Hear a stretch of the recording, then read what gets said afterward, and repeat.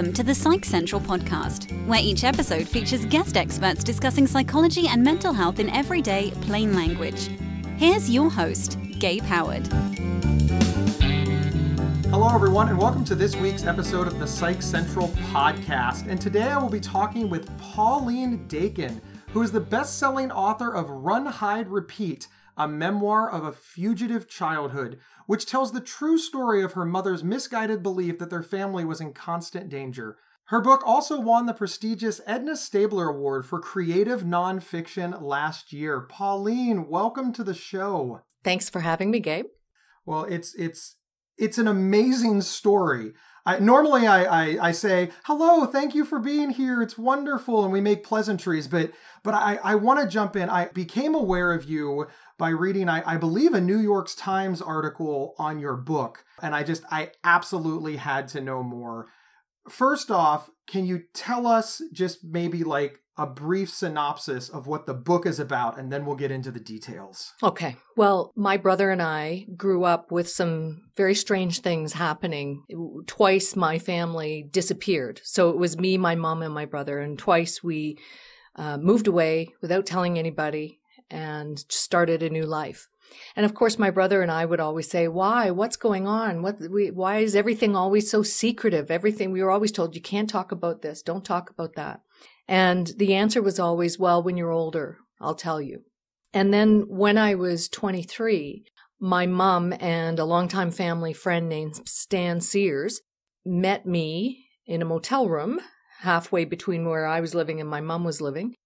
And they sat me down and told me that the reason for all our strange behavior and disappearances was that we'd been on the run from the mafia and that my dad was involved in organized crime. So, and it seemed like a very far-fetched idea, why us? And there was quite a complex explanation for that had to do with the fact that Stan Sears, who was a United Church minister and a psychologist, did a lot of counseling for an organization that dealt with family members of alcoholics, and that he had counseled somebody who was involved in organized crime in the Vancouver waterfront. And that was where it began, that he came to the attention of the mob, and then a variety of things came together that sort of connected my mother in with that. So a very complex story. It was still very hard to believe, but I did believe it for some years. The very first time that your family picked up and moved, how old were you? So that was the summer that I turned 10. So your brother's even younger, and you said it was your mom, your brother, and you, and that your father was somehow involved. Was he concerned that you were fleeing from him? How did he react to all of this? Yeah, well, my parents were divorced, and my dad was alcoholic, and there was a lot of legal conflict about his access to us. So the courts at some point had decided that it wasn't safe for us to be with him. So there were issues around that. He was the kind of dad that, back in the day, dads weren't as involved in parenting. And I think he was the kind of dad that was more interested in older kids and didn't quite not know what to do with the younger kids. So I know that he was concerned at some point, but he didn't really come looking for us for quite a while. So your mom and your brother and you and the family minister, when you were 10 years old, abruptly left in the middle of the night and took off. You were running. I mean, they told you were running. This wasn't like a planned move, I assume. No, what happened was, and so it was the minister, Stan Sears, and his wife. So we were family friends, and we often went camping together, two families together. And so that's how it started. We went on a camping trip cross country, and when we arrived at our destination, that's when my brother and I were told, we won't be going home and you can't tell anybody. Well, did they change your names or anything? I mean, it seems so cloak and dagger. Yes. No, names weren't changed. And, I often think about how connected the world is today, that I can find anybody online. Right. But in those days, it wasn't so. And nothing was computerized. So I guess there were not the same ways to trace people. And that probably helped. But what year are we talking here? So we're talking about the mid-1970s. And, there were no cell phones. There was no internet. It was a very different world. So here you are, you're 10 years old and you're starting over. You're starting a new life. You thought you were going camping, but you left most of your stuff at your old place and now you've started anew. What was that like? Did life go on as normal for a while? I mean, I imagine this was very shocking, but did things just settle in? I mean, a lot of things are shocking to kids, you know? It was our normal in some strange way. It became our normal, and we became used to this, don't talk about what our family is doing or where we're going or what's going on.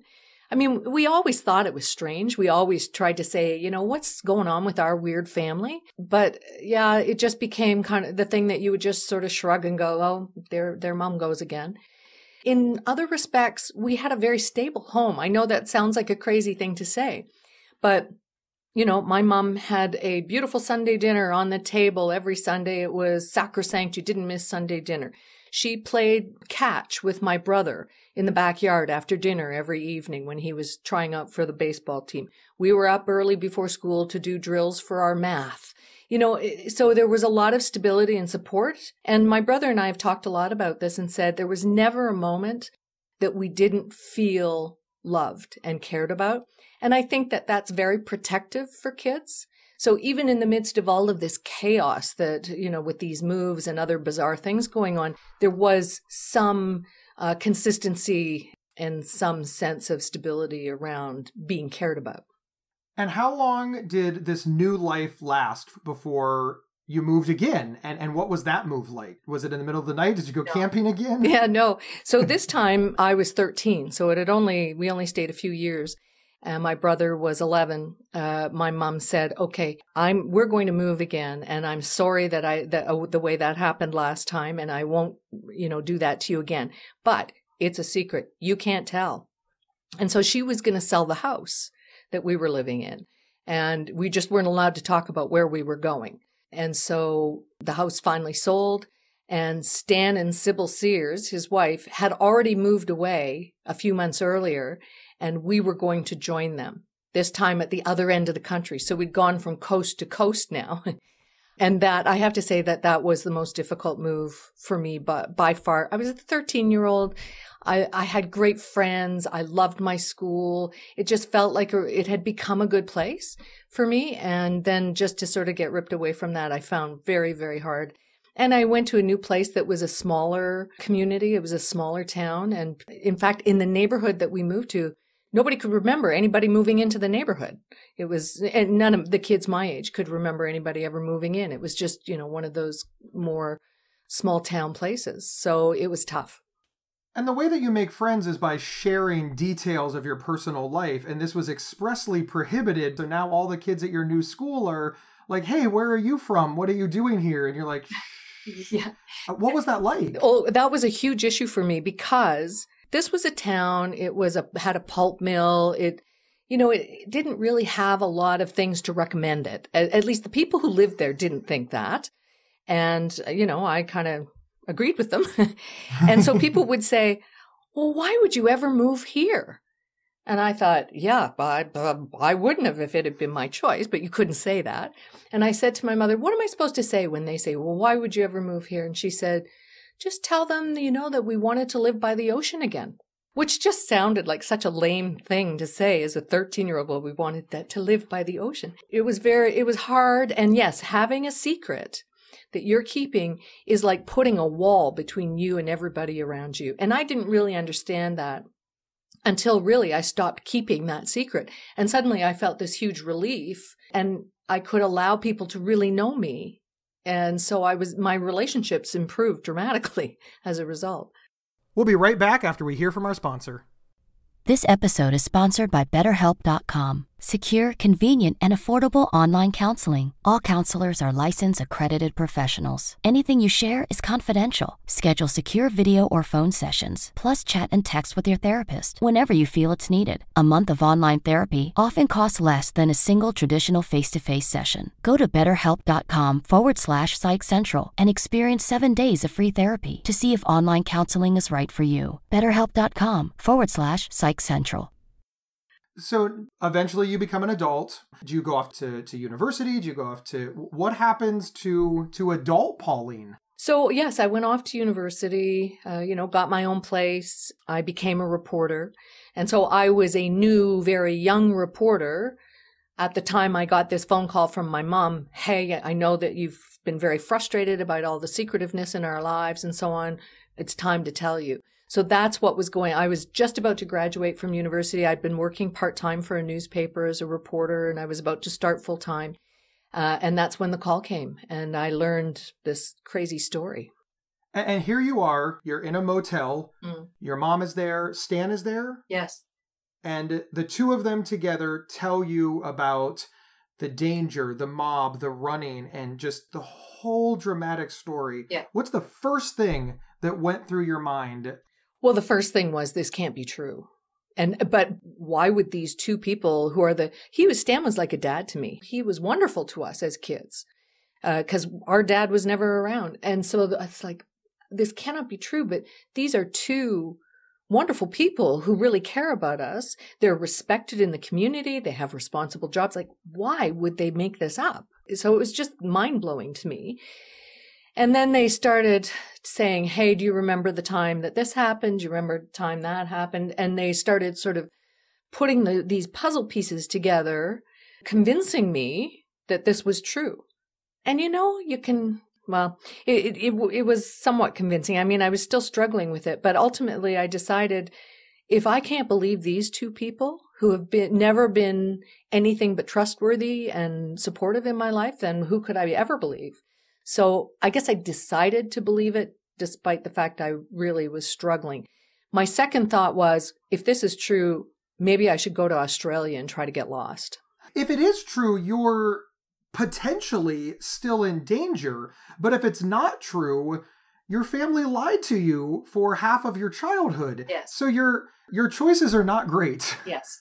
Yes. And one of the themes that sort of runs throughout your book is that, your mom was not a bad person. You love your mother very much. Stan was not a bad guy. You looked up to him and respected him. And there's no, I'm going to ruin the ending for everybody. That's okay. They were not fleeing from crime. The ending of this is not that they robbed a bank and were trying to outrun law enforcement. There was none of those things. They were good people who broke no laws, who did nothing wrong, but they had this belief that, although not true, impacted you very greatly. Yes, that's right.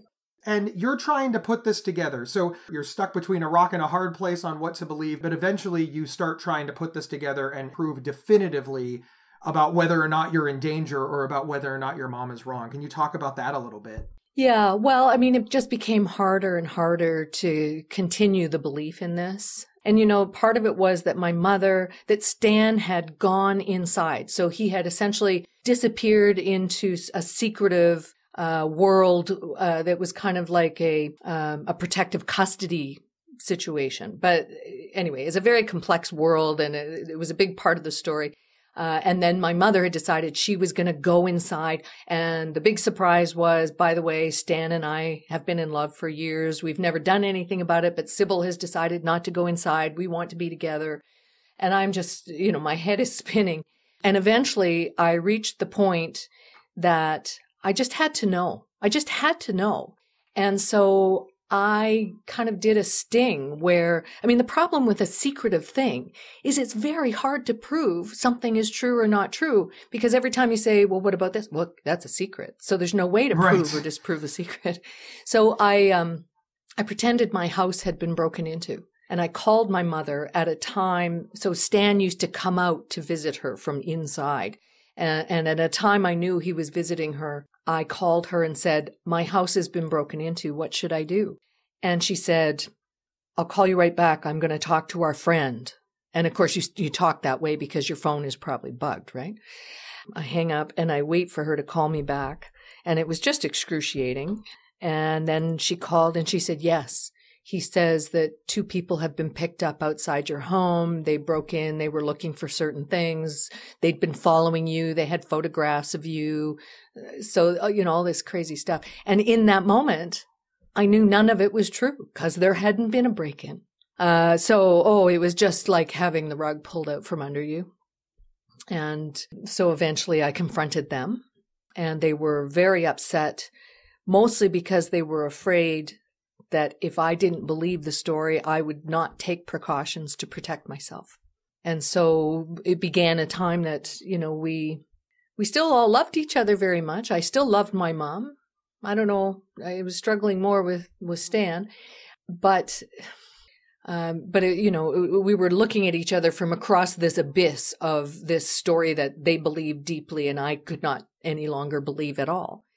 Now, in that moment, right before you did the sting, were you still open to the idea that it might be true? As soon as the sting was over, you were 100% positive that everything was a lie. Where were you the moments before you incorporated the sting? Yeah, I think I'd been creeping up the spectrum towards disbelief for a long time. And by that time, I guess I was probably about 90% sure it wasn't true. But I had to know because of everything that was at stake. And for me to say definitively, you're not telling the truth to me, it was, an understanding that I was going to do terrible damage to some of the closest relationships in my life, my mom in particular. And you did. So after the sting, you sat down with your mom and you looked at her and you said, Mom, there was no break-in. You told her the whole story. You know this is untrue. What happened then? Well, she was very upset and, how could I have done that? And now I couldn't be part of the group of insiders, it's either you're with us or against us kind of thing, right? And now I might be in danger and so on. And I just said, well, there is no particular danger. And then I confronted Stan. We went back to where he was and confronted him together. And he was very sad. His reaction was that he was very sad because now I was no longer part of this circle. And I had the sense, and this has been borne out, that, this was always Stan's story. He was there were letters that came from what we called the weird world, like the inside, from people who had been involved in organized crime and arrested. I would receive letters from these people, some of whom were supposedly family members of mine who'd been involved like on my dad's side, And so, all this stuff always came through Stan. He was the arbiter of all information and all contact and so on. And so I knew this was his story. And I guess my mother just sort of loved and had such regard for him that she just adopted his story. She couldn't believe that he would ever lie. And these letters were fake. Were they written by Stan, made by Stan? I mean, They had to have been, yeah. And how he had the time, there were hundreds of them. Oh, wow. And how he ever had the time to do that, I can't imagine. The whole thing is, there's still some real mysteries around the story. That is incredible. So where are they now? Did the rift heal? Did you find a way to continue on? How did Stan react? What happened to you and your family after all of this? Well, my brother and I got together and talked about, how could we essentially rescue our mom from this situation? And he went to the police, and the police said, she's an adult, nobody's being hurt, nothing we can do. And so we just kept on keeping on. And, my mom and I struggled a lot to maintain any kind of a relationship. Then I got married and had kids, and so we just had this relationship where we agreed to disagree and not to talk about any of that stuff. And if she raised it, I just shut it down. I'm not talking about that. I don't believe that. And she continued to worry about me and my brother and would we be okay. And then she got very sick. She'd had cancer twice and she had a recurrence of cancer. And she came to live with me for the last 9 months of her life. And we were never able to resolve this between us, but what we were able to do was come to a kind of peace where I know you believe that, I don't believe that, but I really love you. and she was incredibly grateful to be living with me when she was sick and dying. And so, there was some grace there for us, not resolution, but some grace. From the time that you confronted your mother until the time that she passed away, how long of a period of time was that? So from the time, of that initial confrontation until the time she died would have been almost 20 years. And so for those 20 years, you did find a way to stay in your mom's life. And what kind of a grandmother was your mom? I mean, your children 20 years is a long time. Your children had a relationship with their grandma. What was that like? Yeah. She was always a very loving person, and she was thrilled to have grandchildren. And they were all very close. Things kind of changed because Stan died. And so then the whole kind of story went underground, and there were only a couple of times that she said things that made me know that she still believed. But it was important to me that she not be talking about that stuff to my kids. So we were clear about that. And outside of that, she loved my kids, and they really loved her. I'm really grateful they got to know her. From the time of the sting operation to the time that Stan passed away, how long was that? Only a few years, maybe 4 or 5 years.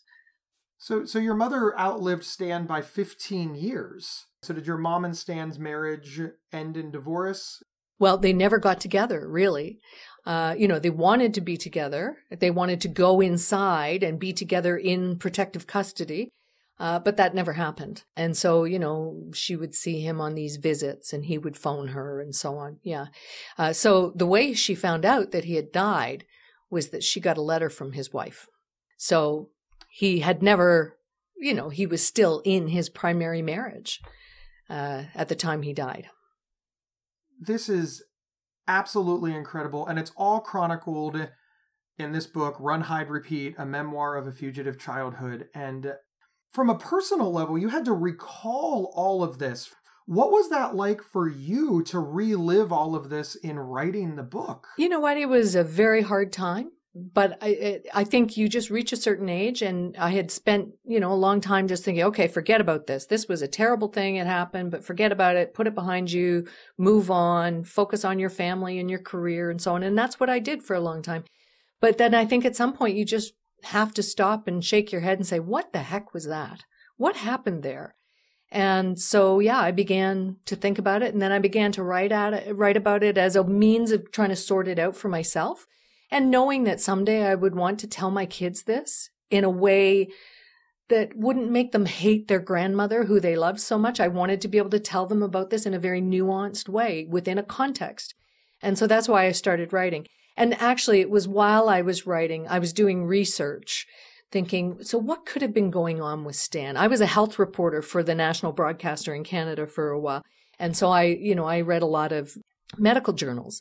And so, I was looking for information about, he didn't show he wasn't schizophrenic. He didn't have any of those other symptoms you associate with major mental illness. What was going on? And it was while I was doing that, that I made a big discovery, which became the impetus for me to share this story more widely. I mean, initially it was just for my family, but then when I made this discovery, I just thought, nobody has heard of this before, and I need to share it because it essentially had such an impact on my life and my brother's life. Other people should know. And what was the discovery? Because I think to the average person listening to this story, they're like, oh, Stan was a con artist and your mother must have given him a lot of money. Yeah. Like that's where I'm sitting here right now thinking that's got to be it. And I've read the book. So, and I still want to believe that. But what did you learn? Well, so first of all, no, my mother never gave him money. In fact, he often helped support her family. So what I discovered was an article by a professor, psychiatrist at Harvard, writing about something called delusional disorder. And he described it as something that, at least in the literature, is extremely rare. And in fact, I called him up and said, okay, can I talk to you about this? I mean, as a reporter, I was used to calling people up and interviewing them. So I said, can I talk to you about this? And so we had a very long conversation where I described what had happened, and he was fascinated, of course. And so, he said during that, most doctors will never see a case of this because these people appear completely normal. They don't think there's anything wrong with themselves. And so they don't go looking for help. They don't turn up as, an issue in society unless they have, there's some subtypes of delusional disorder that occasionally you hear about. But with the kind that Stan had, persecutory delusional disorder, where you believe that somebody's coming after you, somebody's trying to harm you, somebody's hunting you down, that rarely comes to anybody's attention because they keep the secret, right? Right. For their safety. You know, he was able to have a completely normal life in a very public and responsible job, retired. People loved him. When I do a book reading, people come and they cry and they tell me what a wonderful man he was. And how could this have happened? You know, so it's a very bizarre condition. It really, really is. What did you hope people would take away from this? I think there are several things. One is that children can be so vulnerable. And I often think about, the teachers and the adults in our lives. And, did anybody raise concerns when a couple of kids just kind of disappear from school and after school activities and the neighborhood and so on? Again, I don't know that this could happen today just because of how connected we all are. But I wanted to say, you never know what's going on in somebody's life, and kids, there needs to be ways of protecting kids. So that's one. But, on the other spectrum, I think there is a remarkable story about, everybody always says to me, how did you survive this? Well, it's a resilience thing, and resilience isn't either you got it or you don't. Resilience is something that you can develop in your life. And I believe that my brother and I had the resilience to get through all of this because of how well loved we are. And I know it's paradoxical. So a parent who puts you in jeopardy, but at the same time who gives you the resources and the support to become a resilient person. It's a crazy thing, but that's what I believe. Yeah. And I guess the other thing is, I really wish people would pay more attention to delusional disorder. I wish somebody would try to do more research on it. I've heard from people all over the world who've said to me, oh, I never knew what was wrong with my son, my aunt, my father, my husband, that must be it. So I doubt that it's really as rare as the medical literature would suggest. Where can we find you and where can we find the book? The book has been out for almost 2 years now. So at one point it was available around most bookstores in North America. But if it's not, Amazon's a good spot. I have a website, paulinedakin.com. With links to places that you can buy it. And I really appreciate your interest. Thank you so much, Pauline. I really appreciate having you on the show. And thank you everyone for tuning in. Wherever you grab this podcast, if you can give us as many stars as humanly possible and use your words, tell other people what you liked about it or, hey, what you didn't. But we like fans more. And remember, you can get 1 week of free, convenient, affordable, private online counseling anytime, anywhere, simply by visiting betterhelp.com/psychcentral. We will see everybody next week. You've been listening to the Psych Central podcast. Previous episodes can be found at psychcentral.com/show or on your favorite podcast player. To learn more about our host, Gabe Howard, please visit his website at gabehoward.com. PsychCentral.com is the internet's oldest and largest independent mental health website run by mental health professionals. Overseen by Dr. John Grohall, PsychCentral.com offers trusted resources and quizzes to help answer your questions about mental health, personality, psychotherapy, and more. Please visit us today at PsychCentral.com. If you have feedback about the show, please email show@psychcentral.com. Thank you for listening, and please share widely.